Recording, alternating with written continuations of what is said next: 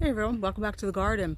It's been a really weird week this week. It's definitely spring, ups and downs in temperatures. We've gotten lots of rain too, which I'm grateful for because we really still need it. But that does mean that the ground is just a little bit too wet to be digging in. I don't even want to walk around and continue the cleanup that we didn't get done in the fall.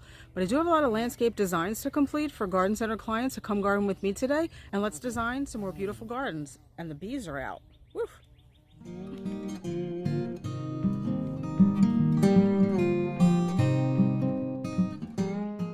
So here is the garden that we will be planting. I have not met with this client yet, so putting together a plan just based on the little information they gave us when they purchased our design service. So the bed is 48 feet long by 4 feet wide. Now, I don't see a bed here at all, so I'm assuming that they're going to be creating this from scratch. I need to know if 48 goes down to the end of the porch here or just stops at the beginning of the porch.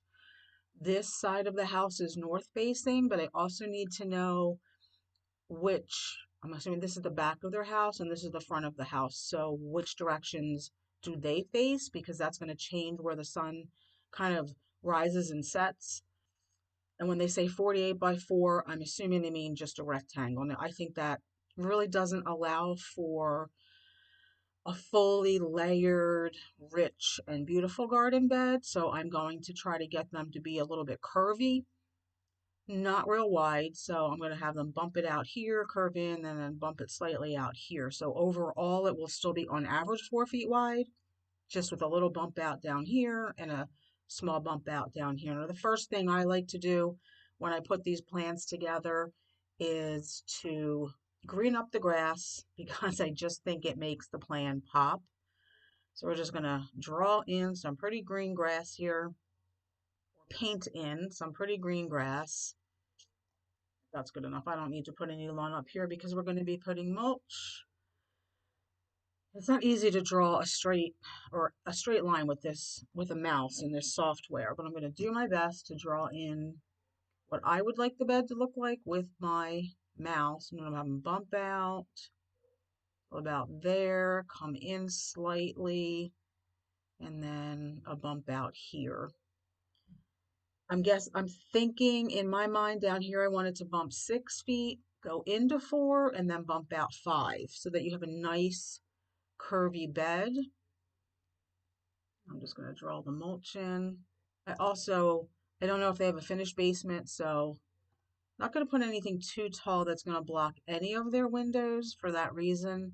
And then the only shrub they really mentioned in their plan or in the request was they said maybe rhododendrons. Apparently, this does not have any water issues. They think it drains pretty well.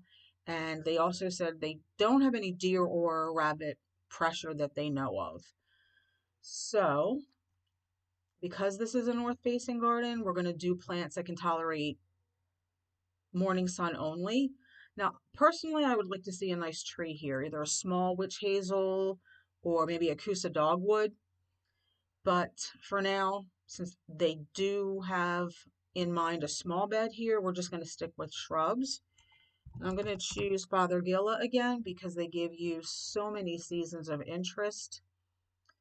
Let's go. I always like to see first what it looks like in summer. I'm going to put 3 here. Again, I don't want anything that's going to get too big, so probably Legends of the Fall or Legends of the Small. They tend to stay a little bit smaller.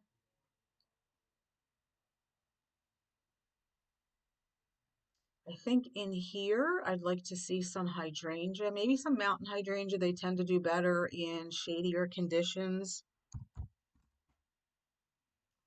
So let's pick a mountain hydrangea, maybe an endless summer or tough stuff, nice size for a smaller bed. Do 3 because they will not overtake. If we do a tough stuff, they're not going to overtake this whole bed. I think down here I'd like some like Mountain Fire Pieris. Now I don't think this software has Mountain Fire. I think that's what it's called. It's really pretty. The new growth is really, really pretty fiery orange. And I'm choosing to put my Mountain Fire Pieris down towards what I think is going to be the shadier end, as opposed to up at the Fothergilla side and using three of them, because I think that Mountain Fire Pieris, or any kind of Pieris really, is more of a specimen plant than it is something you'd want to create a hedge out of. So that's why I'm putting two down this end. Kind of want to showcase it. That's my feeling anyway. And I will show you a picture of what the Mountain Fire Pieris looks like in the summer. So this is what the foliage looks like after it's done blooming in the spring. It's kind of odd, right, that you would see this kind of foliage in the summer. You expect that to be in the fall, and it will go through the fall, but it starts right after blooming. That's why I want to choose this plant. It's just really, really pretty and really, really stand out. That's why I think it's more of a specimen piece. I'd like to put a couple of those down here.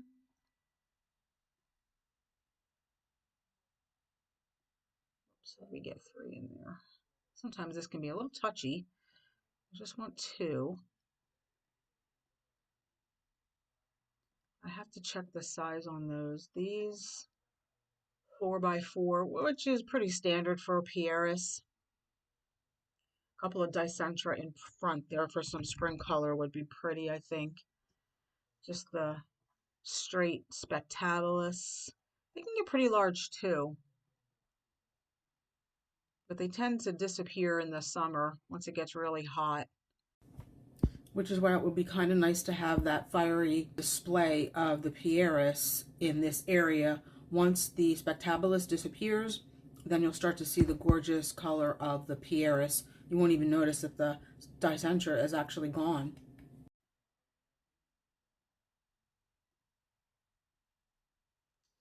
No, that's a little too bad. I think they can get like 3x3. So if this is 4 to 5, that's about right.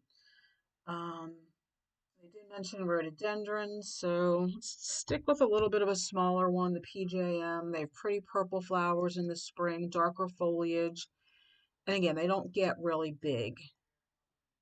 They are evergreen, so that will provide a nice four-season of interest. They probably will get a little bit bigger than the Pieris over time.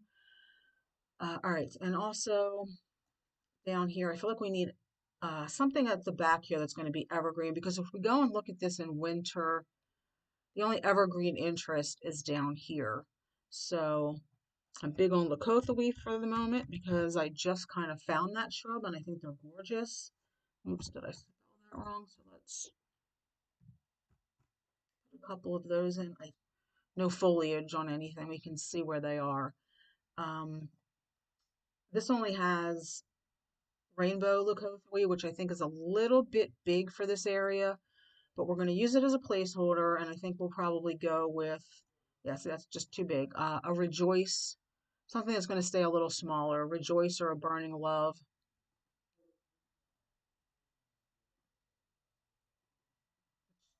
The Burning Love are about 2x3 tall and wide. The Rejoice are about 2 to 3 tall, maybe 3.5 wide. So um,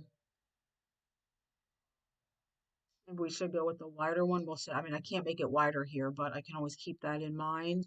Let's go back and see what it looks like in spring. I think we have lots of spring color. We need some more summer color. So how about do some ladies' mantle?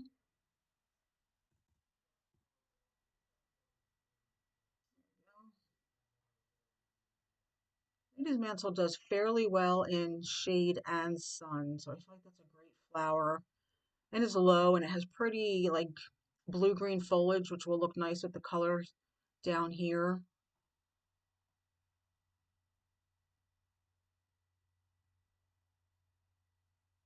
I feel like for down here, I would definitely like some hosta, maybe a blue hosta to carry the blue of the Fothergilla down here.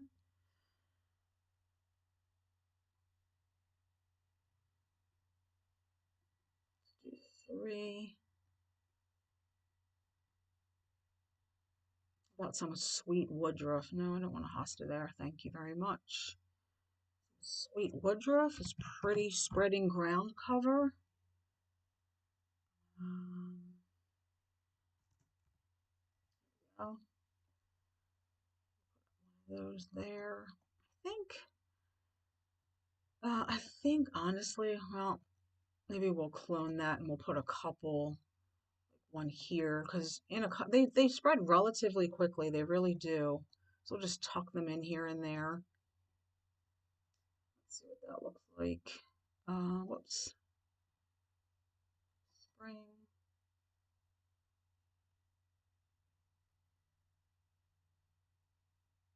Woodruff will be in blossom along with the dicentra, the pieris, the rhododendrons, the fothergilla, the leucothoe, and then in summer we should get the lady's mantle and the hydrangeas blooming. Then the pieris will start to put on its red tips, and then the hosta, of course, you're going to get the flowers there. Yeah, I like that. We'll see what the client says. I really still feel like I want a tree here. That might block their window though. Probably could put one here too and then have the bed split by the tree. But since I don't know too much about the client or what their needs are, what their gardening expertise is, we'll stick with this. It's not too bad. It's simple. Nothing in here is really going to need a lot of maintenance. I mean, once a year, you're going to have to cut back the lady's mantle and the hosta. The dicentra, for the most part, should disappear on its own. Um, I think this is pretty. Let's see what it looks like in winter. Well, let's go to autumn.